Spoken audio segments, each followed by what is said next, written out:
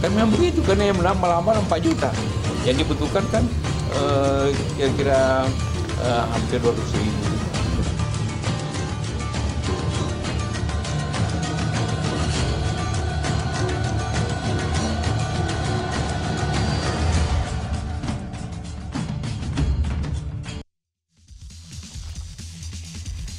Halo, selamat malam pemirsa, jumpa kembali di Prime Talk Tajam Mendalam bersama saya Kania Sutisnawinata. Pemirsa, dari 1,7 juta peserta tes calon aparatur sipil negara hanya 8% yang memenuhi kriteria standar kelulusan. Pemerintah pun tidak akan menurunkan standar kelulusan untuk menjaga kualitas PNS di masa mendatang, tapi bagaimana dengan kebutuhan PNS yang mendesak dan di bagian tes seleksi mana yang membuat para calon PNS ini mati langkah. Inilah Prime Talk standarisasi calon PNS.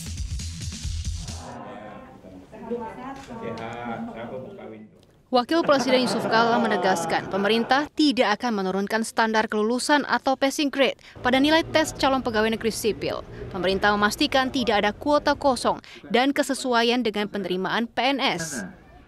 Kan memang begitu, karena yang melamar 4 juta. Yang dibutuhkan kan kira-kira hampir 200.000. Totalnya guru saja 120, jadi kira-kira 200 sekian lah. Itu hanya kira-kira lulus 4% aja. Tapi banyak formasi yang kosong Pak di daerah, kalau data dari BKN Pak. Iya, kalau memang tidak lulus ya tidak lulus, bagaimana? Tapi ada rencana untuk menurunkan passing grade? Tidak, passing grade-nya tidak diturunkan, cuma mungkin saja nanti ada cara bahwa yang kita butuh 200 lebih ribu. Pokoknya berapa yang terbaik dari 200.000 itu yang diterima. Sementara menurut Kepala Badan Kepegawaian Negara, passing grade CPNS 2018 sama dengan 2019. Namun nilai kelulusan rendah terdapat di daerah yang rata-rata hanya sekitar 3%. Ini memang akan membuat banyak formasi di pemerintah daerah akan kosong kalau seperti itu. Jadi kalau dari sisi passing grade-nya ini sebetulnya sudah sangat minimum sekali gitu. Jadi kita tidak mungkin bisa menurunkan passing grade lagi. Sejumlah peserta tes CPNS mengaku kesulitan dalam tes karakteristik pribadi yang bisa menjadi batu sandungan peserta dalam menjalani seleksi kompetensi dasar. Jadi tes kepribadian itu kan diminta di mana kita harus mengetahui yang paling benar. Sedangkan itu kan ada beberapa soal yang sedikit mengecoh gitu Mbak. Banyakan soal yang mengecoh gitu Mbak. Sebenarnya mungkin sulit ya Mbak, karena kita di situ terecoh sama jawaban yang sama-sama benar gitu. Dari data BPS, jumlah PNS di Indonesia berada di angka lebih dari 4 juta orang. Pihak Kemenpan RB maupun BKN menargetkan 238.000 CPNS 2018 yang diterima nanti bisa berkualitas dan menghadapi tantangan di masa depan. Tim Liputan Metro TV. Dan pemirsa, untuk membahasnya bersama kami sudah hadir di studio pada malam hari ini pengamat kebijakan publik Agus Pambagio, dan juga akan bergabung bersama kami peserta CPNS yang bergabung dari luar studio melalui sambungan Skype, Ahmad Alfi Fajrin. Saya akan ke Alfi terlebih dahulu. Selamat malam, Alfi. Selamat malam, Mbak Kania. Ya, Alfi, Anda sudah mengikuti 3 kali tes CPNS. Tersandungnya di tes bagian mana? Tersandungnya untuk tahun ini di SKD, Pak. Seleksi kemampuan dasar. Sementara 2 sebelumnya sudah sampai ke tahap wawancara. Oke, dan 3 kali tes CPNS ini untuk kementerian yang sama atau berbeda? Berbeda Pak, berbeda Pak. Untuk yang pertama BPPT, yang kedua KKP, sementara yang ketiga adalah Menko Kemaritiman. Oke, baik. Nah, dari pengalaman Anda sejauh ini mengikuti 3 kali tes CPNS, seperti apa? Ada perbedaan tidak dari 3 tes yang sudah Anda lalui ini? Untuk sistemnya sama berbasis CAT. Cuma untuk periode tahun ini saya gagal di SKD di materi TKP, tes kepribadian. Sementara untuk TIU dan TWK saya lulus passing grade. Oke, jadi Anda tersandung. Jika dibandingkan dengan tahun-tahun sebelumnya, tahun ini relatif lebih sulit untuk terutama di materi PKP. Oke, jadi tahun ini memang Anda merasa jauh lebih sulit dari 2 tes sebelumnya yang pernah Anda lakukan, begitu ya.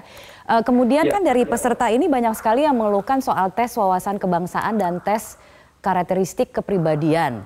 Nah, menurut Anda sendiri seperti apa? Mungkin bisa diceritakan apa saja sih sebenarnya pertanyaan yang diajukan? Untuk tes wawasan kebangsaan hampir tidak jauh berbeda dengan tahun-tahun sebelumnya. Berisi materi tentang Pancasila, Undang-Undang Dasar, kebinekaan, dan pasal-pasal. Sementara untuk tes kepribadian agak sedikit menyulitkan kami karena hampir jawabannya serupa. Sementara untuk TKP itu ada skor antara 1 sampai 5. Anda sendiri merasakan bahwa memang 5 dan sampai. Bagaimana, Alfi? Ya, skor terbaik 5, sementara yang terkecil 1 untuk TKP. Oke, dan Anda tidak lolos untuk 2 tes tersebut atau seperti apa? Nah, untuk PWK saya lolos passing grade, TU juga lolos passing grade, TKP saya tidak lulus. Tidak lulus. Dari passing grade 143 saya hanya mendapatkan 140. Oh, hanya selisih 3? Anda memperoleh 140? Iya. Oke, mungkin bisa Anda berikan contoh pertanyaan-pertanyaan yang diajukan untuk tes karakteristik kepribadian itu seperti apa?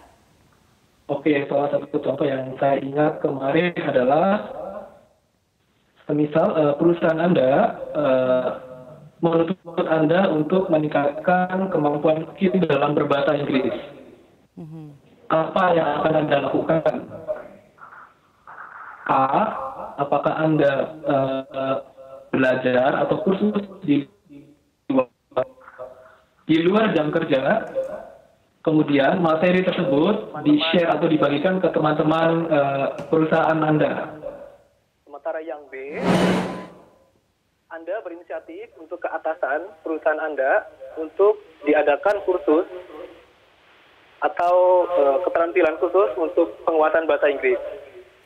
Sementara yang C, Anda mengajak rekan-rekan Anda untuk belajar kursus di luar agar penguasaan bahasa Inggris tersebut dapat dikuasai.